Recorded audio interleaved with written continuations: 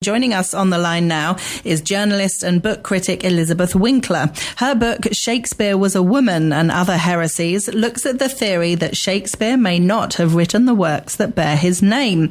It's the most horrible, vexed, unspeakable subject in the history of English literature. Scholars admit that the Bard's biography is a black hole, yet to publicly question the identity of the god of English literature is unacceptable, even some say immoral. Welcome to the show, Elizabeth. Hi, thank you so much for having me. Thank you for being with us. So this is a fascinating subject. When did people first start to question the fact that maybe Shakespeare didn't write his own stuff? Well, that itself is sort of a contentious subject, contentious question. There were sort of rumors that swirled in the Renaissance. If you go back to the 1590s, there are writers suggesting that there's a poet hiding himself in a cloud of ink and shifting his fame onto another's name, and sort of a lot of gossip going on about this writer, Shakespeare. But the first alternate candidates were not put forward until the mid-1800s, to the 19th century. And then various theories, various heresies, as I call them, have continued since then, ideas about who the author really was. And it's so interesting that it's not like there's one clear front runner that it could be. There's multiple suggestions with loads of different evidence as well. Well, there is sort of a most popular candidate. For the last century, I would say the Earl of Oxford, Edward de Vere, the 17th Earl of Oxford, has been the most popular alternative to Shakespeare. But there's certainly others, and there are people who, have their own preferred candidate. So tell us about him then. Why is he the most likely, do we think? He has been the favorite because there are a number of biographical parallels between his life and the plays, events in the plays that correspond with his own experiences, his reading, his sort of position in Elizabethan England. For instance, his travels in Italy. It's become pretty clear that whoever wrote the works had extensive knowledge of Italian geography and culture and customs and colloquial language. The man from Stratford never left England. So Italian scholars have been pretty convinced that this author, whoever he was, traveled in Italy, and Edward de Vere traveled through the various sort of areas in Italy with which the author of the play seems most familiar. And he was known for being a great patron of the arts and of theater, and there was a rumor that he was writing works covertly, works that he did not put his name to. So, that there are various arguments you can make for him. And there's a chapter in my book in which I go into those. But, he's also been part of a group theory. There have been women suggested, as possible contributors to the plays. I've really sort of left it for the reader to make up their own mind in the book. I sort of take you on a journey through the different heresies. And I didn't want to argue myself for any one candidate, but let the reader grapple with the doubts and the problems, the gaps, the inconsistencies without sort of telling them what to think. Yeah. And what were some of the shocking things that you discovered that really made you think? Well, the thinness of the scholarship published by respected scholars is fairly shocking. They have no idea how Shakespeare acquired the astonishing range of knowledge exhibited in the plays, knowledge of Italian, of French, law, philosophy, Greek drama, political history, European geography. So when they write biographies of Shakespeare, they have to essentially make things up. They have to speculate and imagine what he might have done. So you find all of these phrases in Shakespeare biographies. He could have, must have, probably, surely. It's what one scholar dubbed biographical fiction, make-believe history. But everyone loves the traditional story of Shakespeare. So our emotional attachment to it has made it very difficult to examine critically. Yeah, that's the thing, isn't it? When you've been brought up to believe that something is true, suddenly for people to say, "Oh no, it's not." I mean, it's confusing. It's difficult for people, especially scholars, I guess, and people who have studied the works of Shakespeare, for them to comprehend.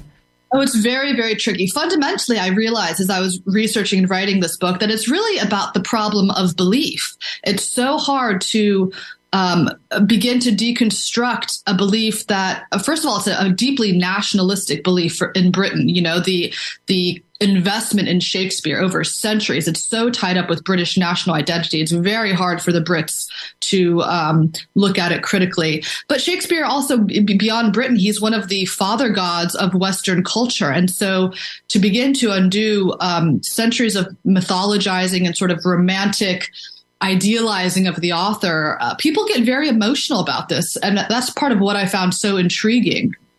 Yeah. Why does the question about the authorship of 400-year-old plays get people so riled up? And the subtitle of my book is How Doubting the Bard Became the Biggest Taboo in Literature. And I really wanted to understand how it is kind of a moral taboo to question Shakespeare. And that's what I find fascinating. So tell us about some of the people who you interviewed and the kind of reactions you got.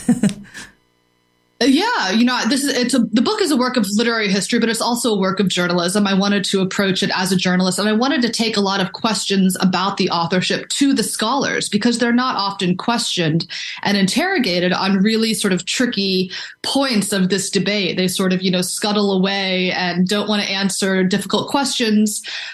So I interviewed Sir Stanley Wells, who's a Shakespeare scholar in Stratford-upon-Avon, one of Britain's sort of knighted Shakespeare authorities. And he, first of all, he wanted to avoid having a discussion with me initially. And then I convinced him to talk with me. I said, look, if you don't like my questions, you can chuck your tea at me. I won't complain.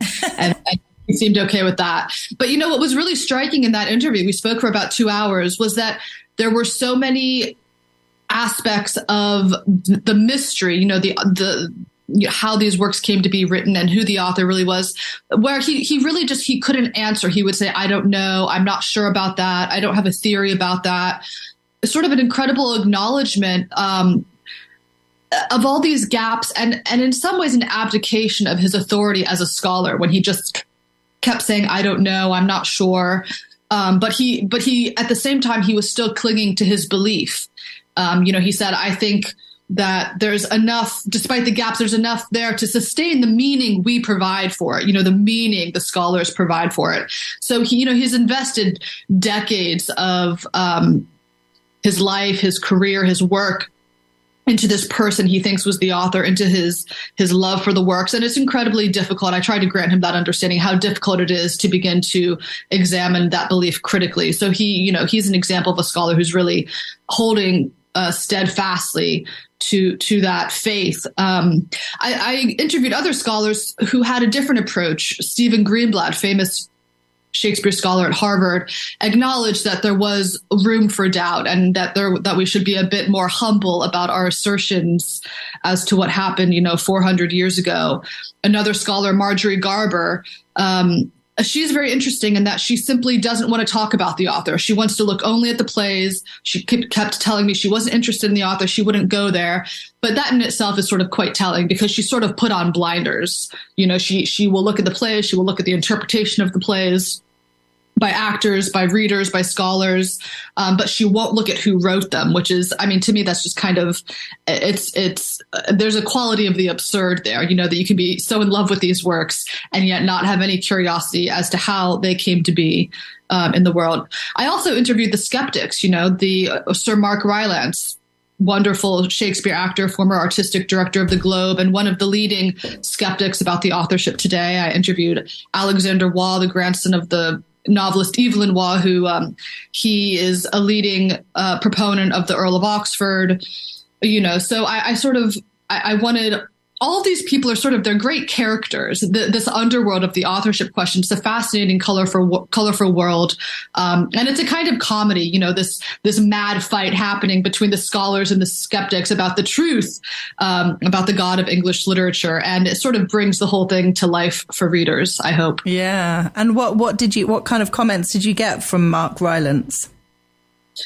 Rylance has a beautiful approach to the question. He calls it a beautiful mystery, the way the question of God is a beautiful mystery. And he sort of revels in the mystery and in the exploration.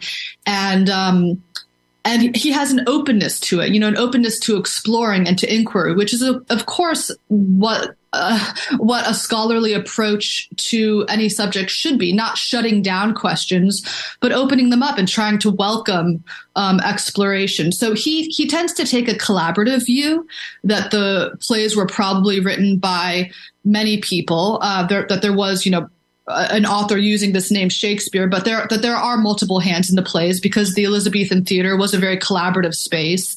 And so he's interested in female candidates, the contribution of women to these plays, and especially to the writing of the female characters who are so extraordinary and so feminist in many ways. It's interesting to imagine if it was a collaborative experience, how all the other authors would have felt about one person getting all the credit.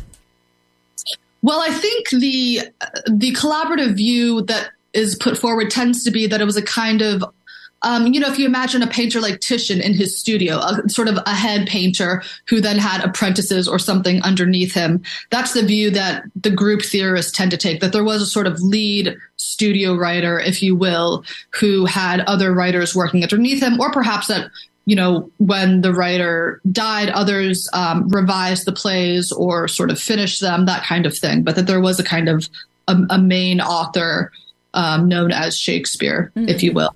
And that is the view that even traditional scholars are moving towards, acknowledging that there are other hands in these plays. That was a very controversial thing for a long time to say, because if you acknowledge there are hidden hands in the plays, that kind of opens up the whole thing. How can you be sure then that Shakespeare is not also a hidden hand? Yeah. So they themselves are acknowledging that this author did not work alone, and that there is a question here about the contribution of other people. And you've mentioned words like faith and God. Do you think that there's a kind of aspect that is kind of similar to religion here, particularly when speaking to scholars, that, it would be like saying to a very religious person, oh, come on, that there's no such thing as God, he doesn't exist.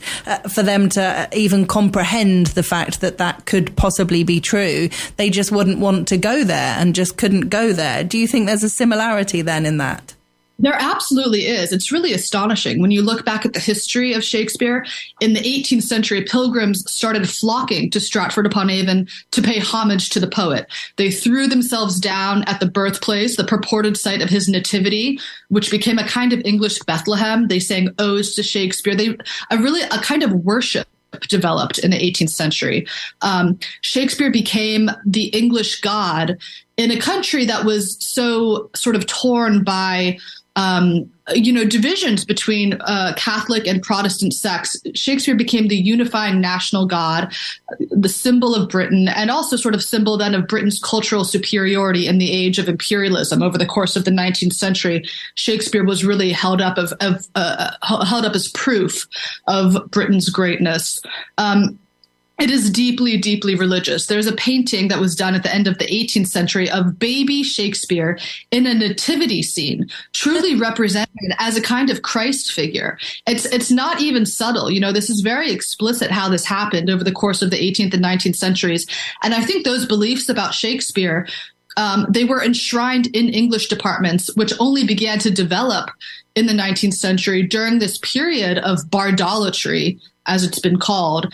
And so those beliefs have been passed down by scholars who do function, they sort of function as Shakespeare's priests, interpreting Shakespeare for the masses. And insofar as they really can't explain how the works came to be, one Shakespeare scholar, Samuel Schoenbaum, to explain it, he famously said, Shakespeare was superhuman, which is, that's a hilarious explanation, because of course it's no explanation at all. It's asking you to sort of take a leap of faith. Another scholar, J. Dover Wilson, said that to believe this man wrote the works invites one to believe in miracles or to disbelieve in the man from Stratford. That's from a Shakespeare scholar. So scholars have sustained the belief in miracles into the 21st century in modern university systems that are supposed to teach critical thinking. And that is what I think is an absolutely extraordinary phenomenon, that this belief in miracles has been sustained this long, and that it's something that people still cling to so fiercely. Yeah, it's unbelievable, isn't it? Well, it's a fascinating subject. Well done for writing this book. Have you changed your mind or your theory, your own personal feelings on this throughout the writing of the book? I have. You do sort of evolve as you talk to more people and hear other theories about the authorship. I mean, part of what happens is you realize how subjective our construction of history is, that you can take different pieces of evidence from the past and fit them to a narrative. So you can, as I was talking to people, you can feel quite persuaded that Shakespeare was this person, and then you go talk to someone else and you feel very persuaded of this other theory, and it kind of starts to play with your head. And part of what the book ends up being about is just how difficult it is to reach objective knowledge about the past. And historians know this. There's no such thing as a sort of scientific objectivity about history. We're constantly revising and reinterpreting our understanding of the past. That's sort of what I came to in the end about this subject, that we can keep sort of searching for truth here and favoring this theory or that theory, but it is a deeply subjective enterprise. I think readers will see that as well. Yeah. Well, if people want to get a copy of the book, it's called Shakespeare Was a Woman and Other Heresies. It's available on our website, TRE.radio. It's by Elizabeth Winkler, who we've been chatting with today. Elizabeth, thanks so much for joining us. Thank you. It was a pleasure to discuss it with you.